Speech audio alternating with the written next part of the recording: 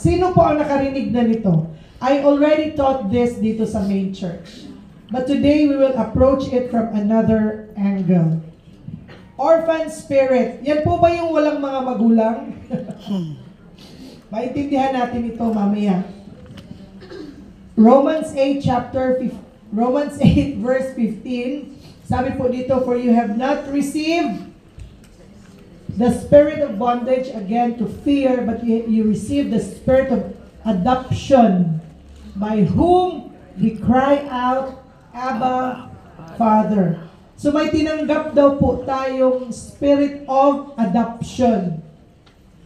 Kahit po tayo ay may mga physical na magulang, marami sa atin nakakaranas po ng pakiramdam ng orphan spirit. Yan pong orphan spirit, yan po yung laging kulang ang pakiramdam mo sa buhay mo. Laging empty. Laging naghahanap ng validation. Kailangan dapat pinupuri ka para sumaya ka. Hello, telephone. We have not received the spirit of bondage. Itong orphan spirit po ay naglalagay ng tanikala sa atin. That's why we need to be free. Listen carefully because this is actually for everybody, because I believe at one point in our lives, nakakaranas tayo ng pakiramdam ng isang orphan. Ulitin ko po, we're not talking about physically parentless. We're talking about a spirit. John 8:32 says, we will know the truth, we shall know the truth, and the truth shall set us free. Bakit kailangan nating mapalaya? Di naman tayo mga bilanggo. Pero ang totoo, kahit hindi tayo nakabilanggo doon sa bilangguan, a lot of us are in prison cells, emotionally, socially, and above all, spiritually. Hindi ka malaya. Kailangan mong matutunan ang katotohanan ni Jesus. And you shall be set free. And that's what we will be talking about today. And John 8:36 says, if the Son of God, therefore, make you free, shall make you free, you are free indeed.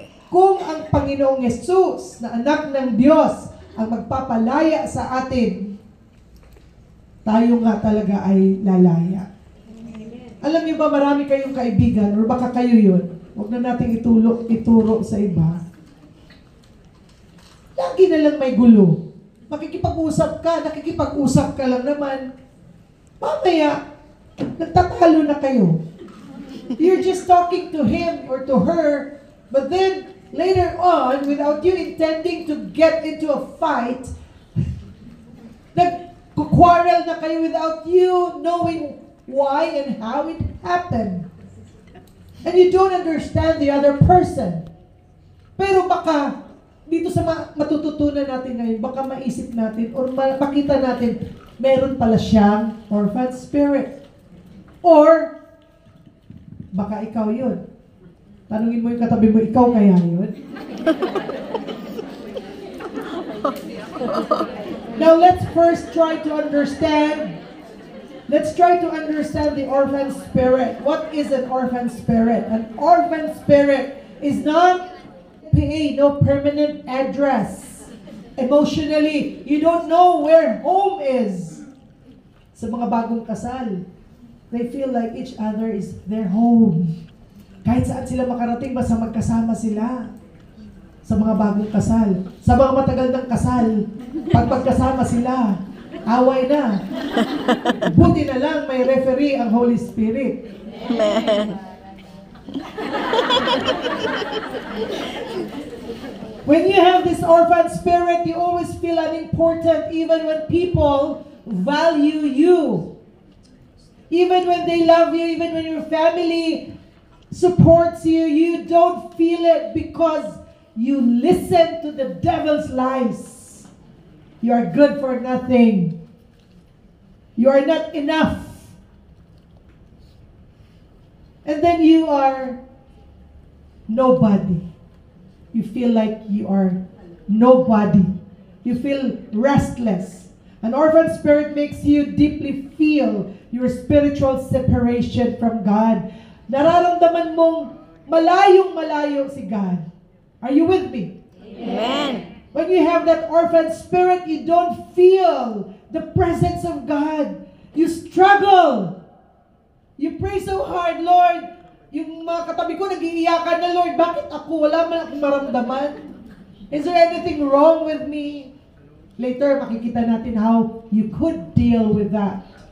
Because honestly, there's nothing sweeter, walang mas masarap sa pakiramdam na ikaw ay dinadaluyan or binababaan ng Holy Spirit. Nothing is more pleasant, nothing is more exciting, nothing is sweeter, nothing is more fantastic. I'm at a loss for words. Nothing is better than feeling the presence of the Holy Spirit. This orphan spirit manifests or shows up as deep insecurity. Ayan na. Alam niyo ba yung mga taong insecure? Pag nakita ka nilang nag-uusap, may kausap ka, they will think that you're talking about them. An orphan spirit convinces that person that people are talking about you. It makes you paranoid. It's always about your faults. You're thinking about your nothingness, your faults, your mistakes, etc. It also shows up as fear of rejection. You're scared that you'd be rejected for no reason at all. You feel like whatever you do will never amount to anything. You don't feel like what you do is good enough. And you obsessively desire approval. Kailangan talagang marinig mo na okay ka, gwapo ka, gwapa ka. Kailangan talagang sabihan ka na, galing-galing mo. Hindi ka na nakontento na nakita mo na tinapos mo with all your might yung project. And so what? Kung ano ang resulta as long as you did it and gave it your best shot. But you cannot be contented. You always look for validation and approval. And you have this inexplainable need for acceptance, for sense of belonging. Yung mga ka-cell group mo, nagkataon na nagkita sa isang lugar at sila ay sama-sama sa isang McDo. Bigla kang dumating. Akala mo, ikaw lang ang hindi kinumbida. Bakit sila nandito? I wasn't invited. Why are they here? You didn't know that it just so happened that they met each other inside the McDonald's. There was no prior arrangement for them to see each other in that place. But then they saw each other, they sat at the same table, of course, and then you came, and immediately you thought to yourself, oh no, I was rejected. I wasn't invited. I don't belong. Orphan spirit is evidenced by a devastating feeling of being alone. Akala mo kapag magkabarkada ka na, pa-okay ka na. Nagkabarkada ka, magkakasama kayo. But even while you are with them, you feel so lonely. You feel so alone. Even in the midst of a crowd. And you know why? You know why that happens? It is because you lack the enlightenment or the knowledge and the experience of God's love, goodness, and faithfulness. Kaya bilang resulta nito, a person with an orphan spirit is overly competitive because he always has to prove himself. Everything is a contest. Everything is a competition. You always have to win. Walang dili kalma ba? Hinahanglan yun. Kuan gyud. Kadaog gyud ka. Competitive. Distant. Some are obviously, maraming ganyan, no, obvious sa kanila na they have that orphan spirit. But unfortunately, there are people among us, maybe even in our families, with this orphan spirit in them that they don't show. Hindi nila pinapakita. They just live on a day-to-day basis, carrying this heavy burden, having this orphan spirit yourself, and you feel like it's never enough. A person with an orphan spirit feels unloved kahit maraming nagmamahal. Orphan spirit also shows up or is characterized with attitudes like being detached. Hindi masyadong nag-connect. You belong to a group, but you don't have somebody close to you. You're just part of the big group, just part of the big team, but really, you wala kang friends, na talagang friends. Because you're scared to be hurt. Alam niyo ba yung mga ulila? Mga orphans, yung totoong walang parents? Psychologically, marami silang issues. Dahil kulang sila sa pagmamahal. Kaya minsan, ayaw na rin nilang magmahal para hindi sila masaktan. Marami sa inyo ganyan. Or marami sa atin ganyan.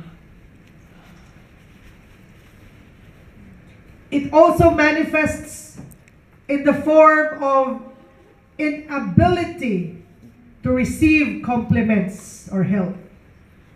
Nakikita ko ang sarili ko rito sa punto na to. Ayaw na ayaw kung pinupuri ako. I always talk against myself. Kahit alam ko na words have power. Hindi mo pa ako sasabihang mataba ako. Ako na magbo-volunteer taba. Ano? Lagi kong ibinababa ang sarili ko. Ina-analyze ko habang inaaral ko to. Tama, siguro dahil ayaw kong masaktan. Kasi pag inunahan mo ako ng taba mo, masasaktan naman ako. Kaya wag na akong unahan. I'll do it ahead of you so I won't get hurt. But that's actually a form of an or manifestation rather of an orphan spirit. I don't like compliments.